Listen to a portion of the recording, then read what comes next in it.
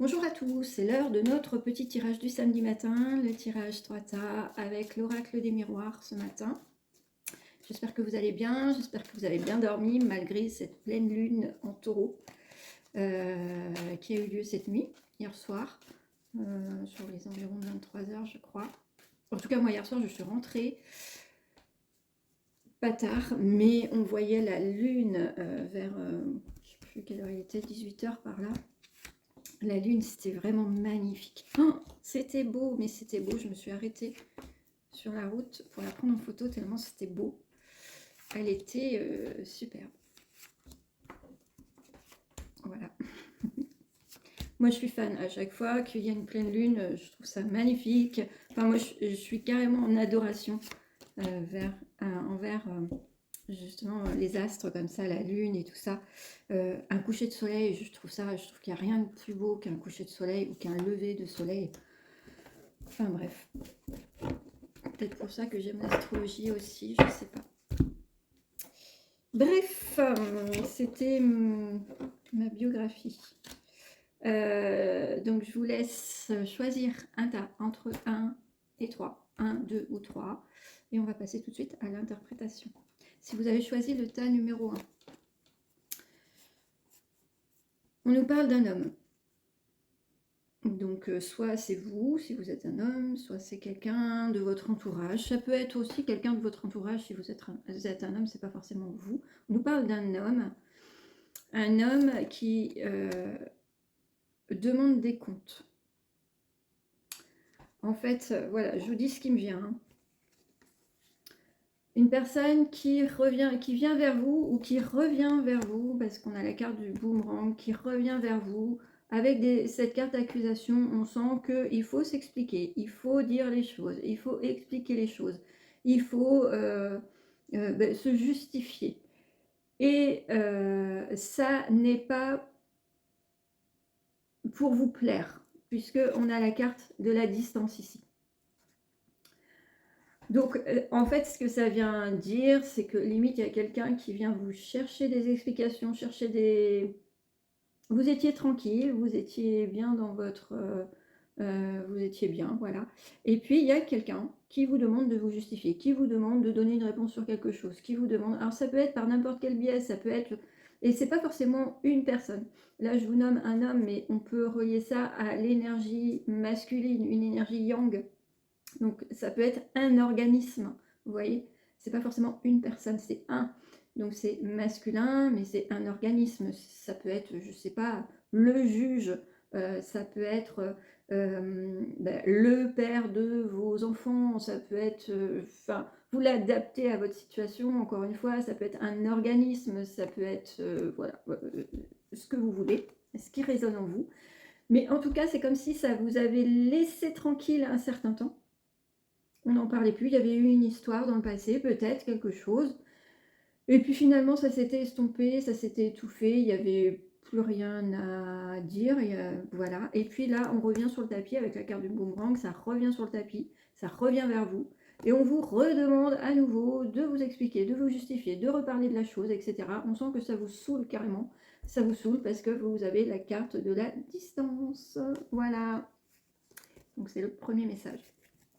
Si vous avez choisi le tas numéro 2, on nous parle d'enfermement, on a la carte de la victoire, on a la carte de la trahison et on a la carte de la chance. Alors, on va remettre tout ça dans l'ordre.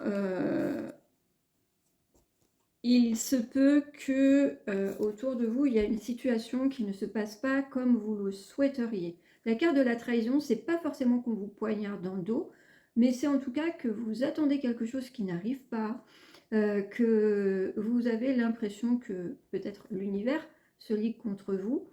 En tout cas, vous avez, avec cette carte, vous vous sentez victime de quelque chose. Donc en fait, c'est comme si soit les choses n'avancent pas assez vite ou n'avancent pas dans la direction que vous souhaiteriez que ça avance. Et du coup, ça vous provoque un coup de... l'envie de vous isoler, l'envie de vous remettre en question aussi, peut-être quand on veut avancer sur un projet, puis finalement, il n'y a rien qui se met en place, du coup, on prend un petit peu de recul sur les choses. Bon, ça nous affecte parce que quand c'est quelque chose que l'on veut, que l'on désire vraiment, bah, effectivement, le fait bah, de ne pas avoir, de ne pas pouvoir avoir ce qu'on veut, ça va nous rendre peut-être triste, ou sans parler de tristesse, mais en tout cas peut-être nostalgique, ou peut-être se dire oui, j'ai vraiment pas de chance. C'est pas, c'est pas, en tout cas, les choses ne vont pas dans mon sens. Et peut-être en fait que ben, c'est pas forcément la meilleure méthode quand on est déçu. C'est normal d'être, quand on met de l'espoir dans quelque chose, c'est normal d'être déçu quand cette chose n'arrive pas. Voilà, j'arrive à m'exprimer quand même. Mais comme je vous dis souvent, tout n'est pas figé. Et je m'entends souvent dire aux gens, en guidance ou même dans les conseils que je peux donner dans ma vie à moi, ma vie privée, lorsqu'on me sollicite en me disant oui, voilà, je m'entends souvent dire aux gens, ce n'est pas parce que tu ne l'as pas aujourd'hui que tu ne l'auras jamais. En fait, c'est la persévérance, c'est le fait d'y croire quand même si les portes se ferment, si ça vibre en soi, ben on continue d'y croire. On continue d'y croire, et là, le tirage, en fait, il va dans ce sens-là. C'est-à-dire que vous vous sentez trahi par peut-être l'univers ou par des gens peut-être qui vous ont promis des choses et que ces choses n'arrivent pas, mais c'est peut-être pas le moment, tout simplement, parce que derrière, on a quand même la victoire. Donc ça veut dire que derrière cette phase où les choses semblaient stagner, ben, finalement, il y a la victoire et il y a surtout l'opportunité avec la carte chance. Donc on sent que la situation se débloque ici. Donc toujours ne pas rester sur les défaites en fait. Alors je sais que c'est facile à dire, pas facile à faire. On n'a pas tous la même façon de voir les choses. Moi j'ai plutôt tendance à avoir toujours le verre à moitié plein. C'est une chance que j'ai. En tout cas, moi je le considère comme étant une chance. Mais on a tous en tête des histoires qui avaient mal débuté et qui finalement se terminent plutôt bien. Donc en fait, il ne faut jamais cesser de croire, il ne faut jamais cesser d'avoir la foi, il ne faut jamais s'avouer vaincu. Ok? Les choses tournent et on voit ici que les choses changent et tournent à votre avantage. Enfin, le numéro 3 nous parle de travail, nous parle de la loi, de l'officialisation, c'est aussi la carte de la justice, mais de l'ajustement, quelque part, l'équilibre des choses. L'équilibre, juste derrière, on a l'instabilité. Et ici, la santé, je vous répète toujours la même chose, je ne vais pas sur le terrain de la santé parce que je ne suis pas médecin, donc la santé pour moi, c'est le bien-être, ok? Donc, une situation de travail, sur le lieu de travail. Soit c'est situation sur le lieu de travail, une situation bien précise sur votre lieu de travail, et ça peut être sinon le travail dans sa globalité, la partie travail dans le boulot, dans la vie.